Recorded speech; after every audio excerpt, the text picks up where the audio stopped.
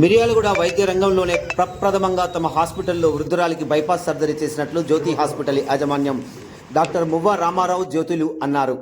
మిర్యాలగూడ పట్టణంలోని జ్యోతి హాస్పిటల్లో బుధవారం ఏర్పాటు చేసిన విలేకరుల సమావేశంలో వారు మాట్లాడారు.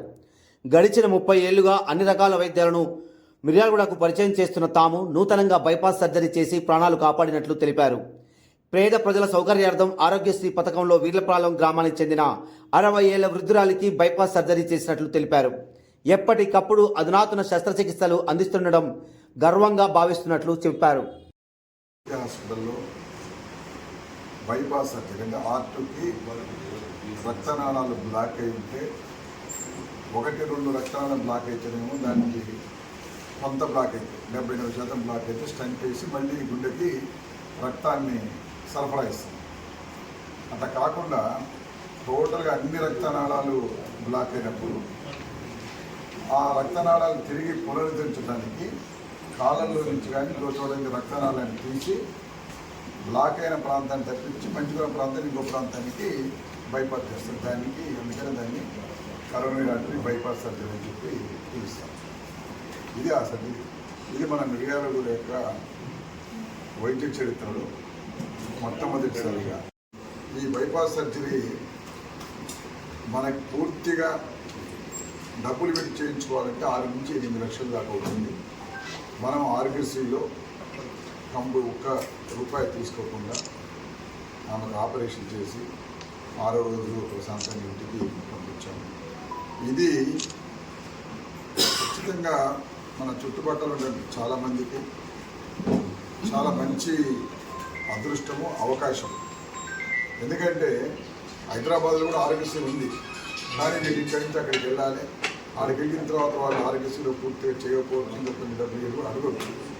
సో అది కొద్దిగా ఇబ్బందులు కూడా.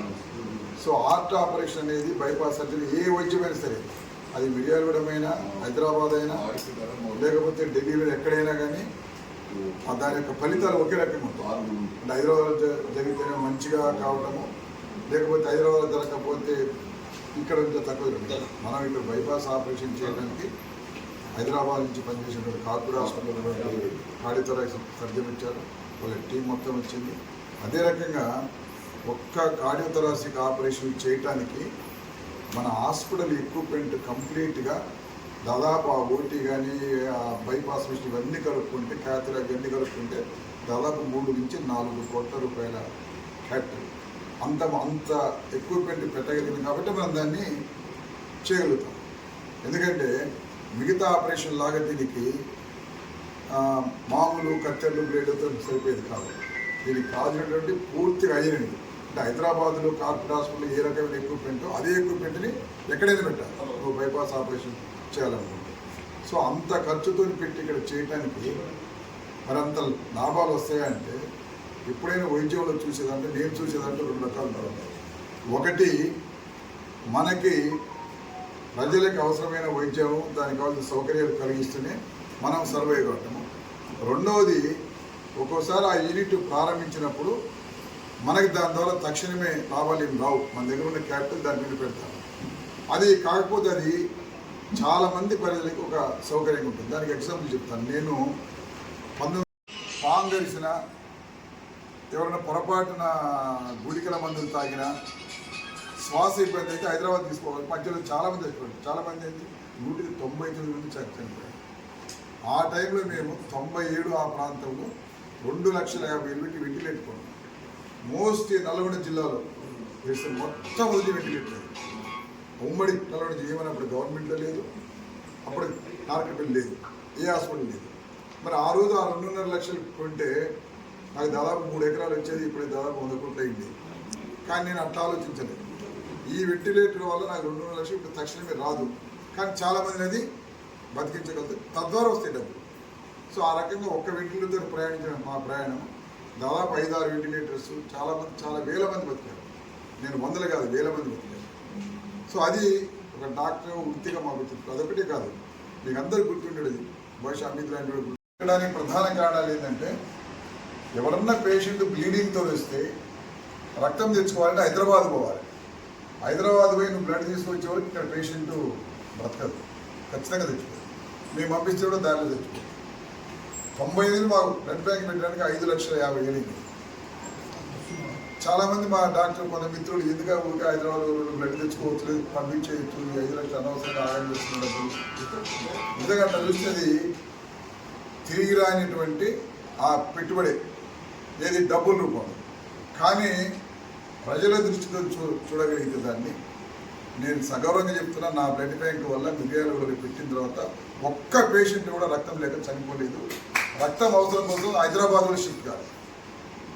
నా దగ్గర నుంచి నల్గొండ, హుజూర్ నగర్ అన్ని ప్లేస్లకు మేము బ్లడ్ సప్లై చేయగలిగాం.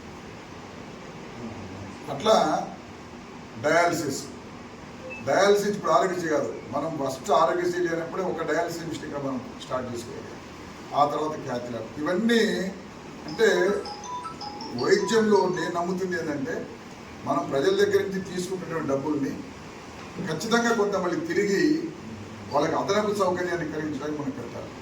నిజంగా ఇలా ఆరోగ్యశ్రీ లేకపోతే మనకు ఈ బైపాస్ సర్జరీ మనం చేయగలిగే వాళ్ళం కాదు, వాళ్ళు చేయించుకునేవాళ్ళు కాదు. అట్లా ఆర్టిజన్ స్టంట్ వేసుకునేవాళ్ళు కాదు. ఇది మనకి సౌకర్యాలు కల్పించుకోవడం. అదే రకంగా పిల్లలకు సంబంధించి నియోనెటాలజీలో మా దగ్గర 2 పీడియాట్రిషియన్స్ ఉంటారు. 2 పీడియాట్రిషియన్స్కి చాలా ఖర్చుతో కూడుకున్నది. కానీ 2 పీడియాట్రిషియన్ ఎందుకు ఉండాలంటే ఒక్క డాక్టర్ 24 గంటలు చూడలేడు. ఎవరే మంచి డాక్టర్ 10 గంటలు తిరగబోకుండా ఉంటాడు. ఆ తర్వాత అంత ఎనర్జీస్ ఇవ్వలేడు. కాబట్టి అంత బేబీస్ని ఎక్కువ మంది సర్వైవ్ కావాలని 2 పీడియాట్రిషియన్, ఇంకో పీడియాట్రిషియన్, ఇంకో పీడియాట్రిషియన్ డే అండ్ నైట్ చదవబెట్టి. అదే రకంగా గైనిక్ మేమిద్దరం ఈ ఊళ్ళో 90 ఏళ్ళ హాస్పిటల్ పెట్టినప్పుడు మేమిద్దరే ఉన్నాము. ఉన్నప్పుడు మా దగ్గర మీకు డబ్బులు మిగిలి. కానీ మీరు చెప్పిన నెంబర్ కానీ ఇలా డబ్బులు లేవు మా దగ్గర. కాకపోతే మాకు కావాల్సినంతమంది పేషెంట్లు మా దగ్గర సర్వీస్ చేసుకుంటారు. మా హాస్పిటల్ ఇన్ఫ్రాస్ట్రక్చర్ ఉంది. ఇది ఇట్లాంటి నిలబడుతుంది, పబ్లిక్ ఉపయోగపడుతుంది, మాకు ఉపయోగపడుతుంది. అంటే గైనిక్ డిపార్ట్మెంట్లో మేడంతో పాటు ఇంకొక MD గైనికాలజిస్ట్ కాకుండా 4 గైనిక్లో అద్భుతంగా ట్రైన్ అవుతున్నటువంటి వాళ్ళు. దాదాపు 6 గైనిక్ ఉంది. అంటే ఏ టైంలో వచ్చినా కానీ పేషెంట్ అడ్డు పెట్టుకుంటారు. మా స్టాఫ్ పేషెంట్లు అంతా ఇది 100 పడకల ఆసుపత్రి అయితే దాదాపు 170 మంది స్టాఫ్ ఉన్నారు. ఈ 100 పడకల ఆసుపత్రిని 10 మంది కూడా నడిపించవచ్చు. కాకపోతే వారానికి ఒకసారి ఎగిరిపోతారు పేషెంట్. ఎందుకని 10 మంది చూడలేదు అంతమంది. ప్రతి పేషెంట్కి కనీసం 2 లేదా 3 సిస్టర్లు కూర్చొని చూడగలిగితే ఎప్పటికప్పుడు ఈ పేషెంట్లో మార్పులు చేర్పులు వస్తే మనకి చేయగలుగుతారు. ఇప్పుడు ఇలా బైపాస్ ఆపరేషన్ చేసినామంటే టీమ్ తన అనసిస్ట్, ఇంకొక అమ్మాయి లావణ్య అని 5 హాస్పిటల్ నుంచి వచ్చింది, ఇంకొక అనసిస్ట్, 4 అనసిస్టు, కార్డియాలిస్ట్, కార్డియోథొరాసిక్ సర్జన్, ఐసీయూలో సపరేట్ ట్రైన్ అయినటువంటి ఫిజిషియన్లు, పారామెడికల్ స్టాఫ్ వాళ్ళందరూ కూడా పారామెడికల్ అప్పులందరూ దాదాపు వాళ్ళకు 10 మంది. అంటే ఒక 30 మంది టోటల్ హాస్పిటల్. బ్లడ్ బ్యాంక్ వాళ్ళు కూడా ఎటు కాళ్ళు కూడా కూర్చున్నారు. ఎందుకంటే బైపాస్ సర్జరీకి ఒక్కొక్కసారి అవసరమైతే 0 బ్లడ్ అసలు పట్టకపోవచ్చు, 20 బాటిల్ కూడా పెట్టచ్చు, 20 బాటిల్స్. అంటే మొత్తం హాస్పిటల్లో ఒక్క బైపాస్ ఆపరేషన్ 30 మంది కాన్సన్ట్రేషన్ చేస్తే కానీ పేషెంట్ మనం సక్సెస్ఫుల్గా బయటకు పంపిస్తాం. అంటే ఈ డెడికేషను చేయడానికి అర్జెంటుగా మనకి కుప్పలుగా డబ్బులు వస్తాయి కాదు. కానీ ప్రభుత్వం ఇస్తున్నటువంటి ఒక సౌకర్యం ఫ్రీగా పేద పిల్లలకి ఇస్తుంది. దాన్ని సద్వినియోగపడతాం. వాళ్ళు హైదరాబాద్ కూడా చేయించుకోవచ్చు. మాకు తెలిసి హైదరాబాద్లో చాలా సమస్యలు ఉన్నాయి చేయించుకొని రావడానికి. వాళ్ళు ఈ ప్యాకేజ్ ఎవరు చేయలేదు ఒప్పుకున్నాం. సరే అది వాళ్ళ కష్టాలు, వాళ్ళ విమర్శించ కాదు మనం. కానీ ఆరోగ్యశ్రీలో చేయడం అనేది ఒక సాహసంగా చేస్తున్నాం. అది ప్రజలకు సౌకర్యంగా ఉండాలని చేస్తున్నాము. సో ఈ హాస్పిటల్ ఈ 30 సంవత్సరాల మా హాస్పిటల్ ప్రస్తావనలో మీకు ప్రత్యేకంగా నేను చెప్పాల్సిందంటే నాకు ఎక్కడ ఏ గ్రామంలో ఎవ్వరూ డబ్బులు ఇచ్చి పిఆర్ఓలు ఏజెంట్లు లేరు. మా దగ్గర పనిచేస్తున్నటువంటి మా హాస్పిటల్లో భాగంగా పనిచేస్తున్నటువంటి మా బీసీ లాంటి వాళ్ళు ఇటువంటి వాళ్ళు తప్ప ఊరు పోయి తర్వాత ఇంకా ఏజెంట్లు పెట్టుకొని మీకు పేషెంట్ తీసుకురండి మాకు డబ్బులు ఇస్తారు. కానీ ఆ అవసరం నాకు ఇంతవరకు ఏర్పడలేదు, భవిష్యత్తు కూడా నాకు రాదు. ఎందుకంటే ఒకటే మన పేషెంట్లకి న్యాయబద్ధమైన వైద్యం చేస్తే అర్థం చేసుకోండి, దాన్ని తిరిగి మళ్ళీ మన దగ్గరికి రాగలుగుతారు. వీటన్నింటికంటే కూడా నాకు అప్పుడప్పుడు గుర్తురాంది ఏంటంటే మేము కరోనాలో చేసిన చాలా పెద్ద ప్రయోగం, మామూలు ప్రయోగం కాదు. మీకు అందరూ గుర్తుంది, మా అక్కడ బ్రిడ్జ్ కాడ తీసుకొని దాదాపు 1000 మంది పేషెంట్లకు మనం సర్వీస్ ఇచ్చాం. దాంట్లో ఒక 10,000 మంది చనిపోయి ఉండొచ్చు. కరోనాలో స్వయంగా హాస్పిటల్ డాక్టర్ నేను 24 నేను నమ్ము చేశాను. మనోజ్ వాళ్ళు పీజీ చేస్తున్నారు, చెప్పి వాళ్ళు పీజీ చేస్తున్నారు. అంటే దాన్ని కూడా మేము ఆ రోజు సర్వీస్ కానీ పెట్టాం. స్టేట్లో కాదు, మిర్యాలగూడ పబ్లిక్కి మేము ఇక్కడున్న వైద్యం చేస్తూ మేము ఏమైతే ఎర్న్ చేశామో ఆ సంపాదనని మా వెనక కుప్పలు వేసుకోకుండా ప్రజలకు కూడా రీడిస్ట్రిబ్యూషన్ అంటున్నాం. అంటే మనం ఏ వైద్యంతో ఏ హాస్పిటల్ నుంచి మనం వస్తున్నామో మళ్ళీ హాస్పిటల్ మెరుగైన సౌకర్యాలు డే బై డే ఇంక్రీజ్ చేస్తున్నాం. కంప్లీట్గా డెవలప్మెంట్లోకి వెళ్ళిపోతుంది. పేషెంట్ యొక్క సెక్యూరిటీ, పేషెంట్ యొక్క సేఫ్టీ. ఇప్పుడు ఆపరేషన్ థియేటర్ ఈ చిన్న రూమ్లో కూడా చేయొచ్చు ఆపరేషన్, కానీ ఆ చిన్న రూమ్లో చేస్తుంటే మనకు పేషెంట్ ఇన్ఫెక్షన్ వస్తుంది. ఇలా ఒక ఆపరేషన్ థియేటర్ పైన 25-30 లక్షలు ఎక్స్పెండ్ చేశారు, 4 ఆపరేషన్ థియేటర్స్. ఇవన్నీ కూడా పబ్లిక్ నుంచే తిరిగి రావాలి డబ్బులు. కాబట్టి ఎప్పుడైనా మన వాళ్ళు కొంచెం ఎక్కువ డబ్బులు అయితే మిగతా హాస్పిటల్ పోల్చినప్పుడు ఎక్కువనే అవుతాయి, కానీ హైదరాబాద్తో పోల్చినప్పుడు తక్కువ. ఎందుకంటే ప్రజల సౌకర్యం కోసము, ప్రజల యొక్క ఆరోగ్యం కోసము, వాళ్ళకి సురక్షితంగా హాస్పిటల్ నుంచి ఇన్ఫెక్షన్ లేకుండా డిశ్చార్జ్ అయిపోతుంది, కావలసినటువంటి మౌలిక వసతులను కల్పిస్తూనే నిష్ణాతులైన వైద్యులు ఉంటుంటుంది. అదే రకంగా స్టాఫ్ కూడా అందరినీ పెట్టుకుంటూనే మనము ఈరోజు మేము మిర్యాలగూడ ప్రజల ముందు ధైర్యంగా తలెత్తుకొని మేము ప్రజల వైద్య రంగంలో అనేక మార్పులే కాదు, ప్రజలకు అవసరమైన మార్పులు ఏదైతే అవసరమో దాన్ని మనం తీసుకొస్తూ ముందుకెళ్తున్నాం. ఈ మొత్తం ప్రయాణంలో మాకు నిజంగా ప్రజల వైపు నుంచి కానీ, పేషెంట్ వైపు నుంచి కానీ, మా వెల్ విషర్స్ నుంచి కానీ, మీలాంటి వైపు నుంచి మాకు ఎప్పుడు కూడా మాకు ఆటంకం రాదు. మా హాస్పిటల్ ఈ రోజు కూడా సాగరం చెప్తున్నా, ఎవరు వచ్చి మమ్మల్ని ఇబ్బందులు పెట్టలేదు. మాకు అన్నిసార్లు మాతో పాటు నిలబడ్డారు. చిన్న చిన్న సమస్యలు వచ్చినా నా దాకా రాకుండా మిత్రులు డిస్కషన్ ద్వారా వాటిని అట్లాంటి వ్యతిరేక ప్రచారాలను కూడా తిప్పిపెట్టుకునే అందరూ చేశారు అక్కడ. సో మీ అందరూ ఒక రకంగా చెప్పాలంటే ఈ హాస్పిటల్ని ఇంత దూరం ప్రయాణింపజేసింది మాతో పాటు ఉన్నటువంటి మా మిత్రులు, పేషెంట్లు, మీరు మనందరం కలిసినాం కాబట్టి ఈ హాస్పిటల్ని తీసుకెళ్ళగలుగుతాం. స్టంట్ వేసినప్పుడు చనిపోవడం జరుగుతుంది, బైపాస్ అయినప్పుడు కూడా చనిపోవడం జరుగుతుంది. సో వాటన్నీ అట్లాంటివి జరిగినా కూడా అర్థం చేసుకున్నటువంటి వాళ్ళు నాకు ఉన్నారు, ఇక్కడ అర్థం చేసుకునేటువంటి మిత్రులు ఉన్నారు. సో ఈ టౌన్ ఏదైనా నేను ఇక్కడ వాడిని గదర్తిలో, ఈ టౌన్ నేను వేరే వాడిని కాదు, మాది హాల్య మా ఊరు. కాబట్టి నన్ను పూర్తిగా మా హాస్పిటల్ పూర్తిగా తమ హాస్పిటల్గా మిర్యాలగూడ ప్రజలు భావించారు. ఇది మా హాస్పిటల్ అనేటువంటి ఫీలింగ్ ఉంది కాబట్టి ఏ రకమైన ఏజెంట్లు, లావాదేవీలు, బేరాలు లేకుండా పేషెంట్ నేరుగా ఈ రోజు కూడా మేము ప్రారంభించిన రోజున ఏ రకమైనటువంటి ప్రాబల్యం ఉందో అదే ప్రాబల్యం హాస్పిటల్ ముందుకు వస్తుంది. భవిష్యత్తులో కూడా మేము ఇంత క్లిష్టతరమైనటువంటి చికిత్సలు చేసినప్పుడు, ఆపరేషన్ చేసినప్పుడు వీటన్నిటికీ అనుకోనటువంటి ఫలితాలు అన్నిసార్లు మనకు అనుకూలంగా రావు. అన్నిసార్లు మనకంటే పేషెంట్కి అనుకూలంగా జరగనప్పుడు కూడా మీరు అన్నదండగా నిలబడ్డారు. భవిష్యత్తులో కూడా నిలబడాలని మనస్ఫూర్తిగా కోరుకుంటున్నాను. బ్యాక్ బోన్, తర్వాత దాని అనస్థీషియా సంబంధించిన మా అబ్బాయి శ్రీహర్ష, వీళ్ళందరూ కూడా మా జనరేషన్ కంటే వీళ్ళు ఇంకా ఎక్కువగా మాకన్నా ఎక్కువ తెలియగల వాళ్ళు కాబట్టి మాకన్నా ఎక్కువగా దీన్ని జాగ్రత్తగా ఆర్గనైజ్ చేసి పనిచేస్తున్నారు. కాబట్టి వాళ్ళకు కూడా మీరందరూ పూర్తి సపోర్ట్ నిర్వహించి కోరుకుంటున్నాను. రావడానికి కారణం ఏంటంటే మామూలుగా మీకు తెలిసిందే, మనం ఒక 2.5 ఏళ్ల నుంచి కార్డియాలజీ వర్క్ అనేది ఇక్కడ చేస్తున్నాము. తక్కువ ఒక 1500 మందికి పైగా యాంజియోగ్రామ్లు చేసినాము. దాంట్లో ఒక 500-600 మందికి స్టెంట్లు వేసినాము. ఎంతోమంది బతికారు, కొంతమంది చనిపోయినారు, అది వేరే విషయం.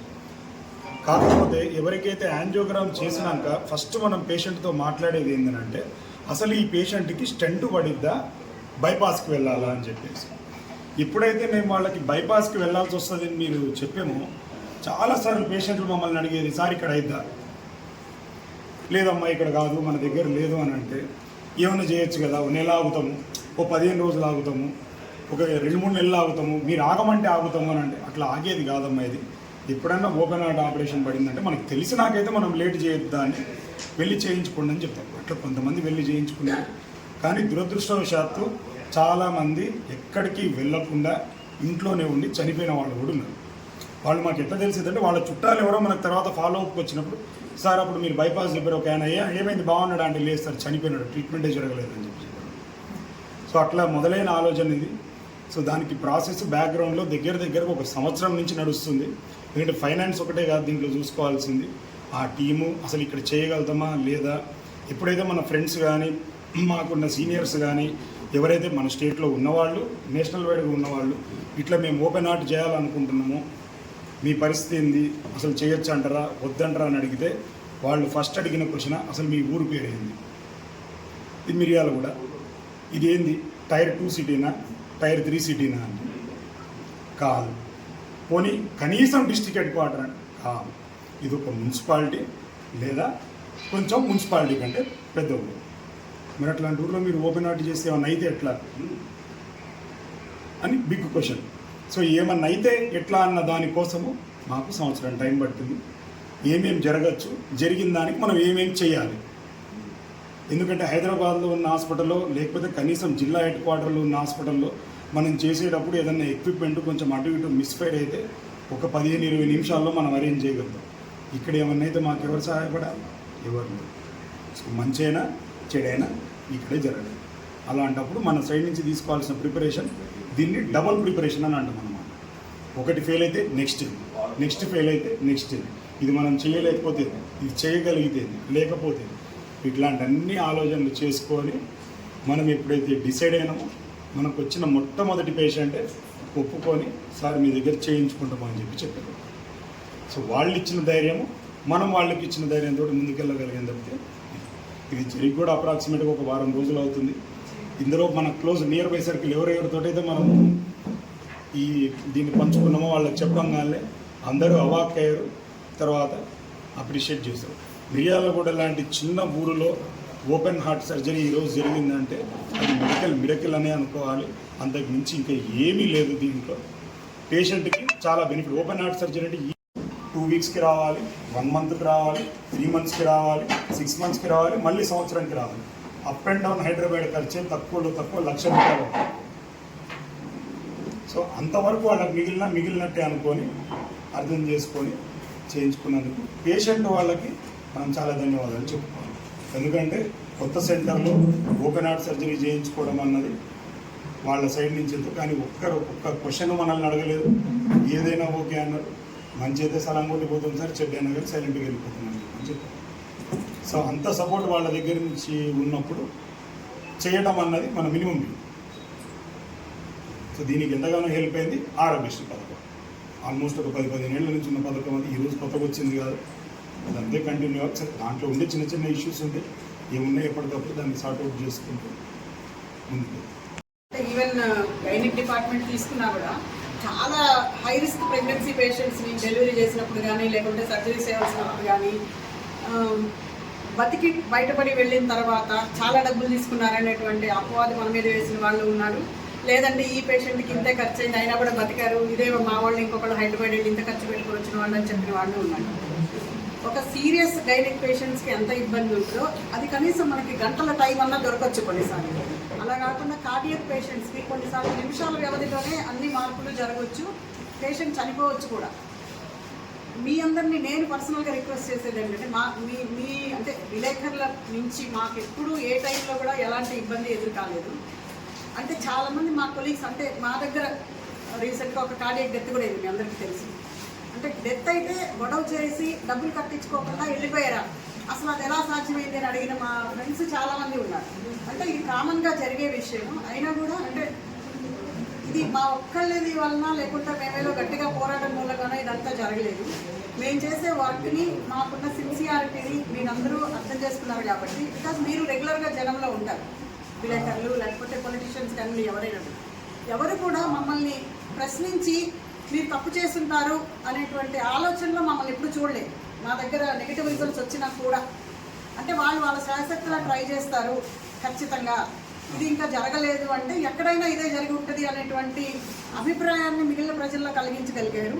సో అట్లానే మేము ఎప్పుడు అశ్రద్ధగా చేసిన టైం కూడా లేదు. అంటే మా శాయశక్తిలా ఈవెన్ చిన్న బేబీస్ దగ్గర నుంచి తీసుకోండి, పెద్దవాళ్ళ దగ్గర నుంచి తీసుకోండి, డెలివరీ పేషెంట్ బ్లీడింగ్ అయినా తీసుకోండి, లేకపోతే ఊళ్ళో ఏ డాక్టర్ రిజెక్ట్ చేసి హైదరాబాద్ పొమ్మన్నా కూడా మా దగ్గరకు వచ్చి చేసిన వాటిల్లోనూ అందులో ఉన్న కాంప్లికేషన్స్తో కూడా అందరూ మీరు మా పక్కన నిలబడ్డారు. అంటే డైరెక్ట్గా నా దగ్గరకు వచ్చి మాట్లాడకపోయి ఉండొచ్చు, కానీ ఎవరైనా పేషెంట్ వచ్చి గబుక్కుని ఇలా జరిగింది మీరు రమ్మండి అంటే అక్కడ లేదులే అంత అనాలోచితంగా విషయాలు ఉండవు అనేటువంటి మాట ఒకటి మీ వైపు నుంచి వస్తే చాలు. అంటే అదంతా మీరు చేయబట్టే వాళ్ళు మా దగ్గరకు వచ్చి ఉండకపోవచ్చు కూడా. అంటే 50 సంవత్సరాల ఎత్తు ఒకటి అయితే cardiac department, cardiac ICU, cardiac cath lab and cardiac surgeries are totally different. Patient ఏ నిమిషంలో ఏం జరుగుతుంది అనేది మనం ఎప్పుడూ కూడా ఊహించలేము. అంటే ఇప్పటివరకు బాగున్నాడు పేషెంట్, రేపు డిశ్చార్జ్ అవుతాడు అనుకునే టైంలో మళ్ళీ హార్ట్ అటాక్ వచ్చి చనిపోయిన పిల్లలు కూడా ఉన్నారు, youngsters especially post Covid. So ఇవన్నీ కూడా ఒకవేళ భవిష్యత్తులో అలాంటి ఇబ్బందులు ఏమైనా వస్తే మీరందరూ మాకు సహకరిస్తారనేటువంటి ప్రగాఢమైన నమ్మకం నాకుంది. మరొకసారి మీ అందరికీ ధన్యవాదాలు.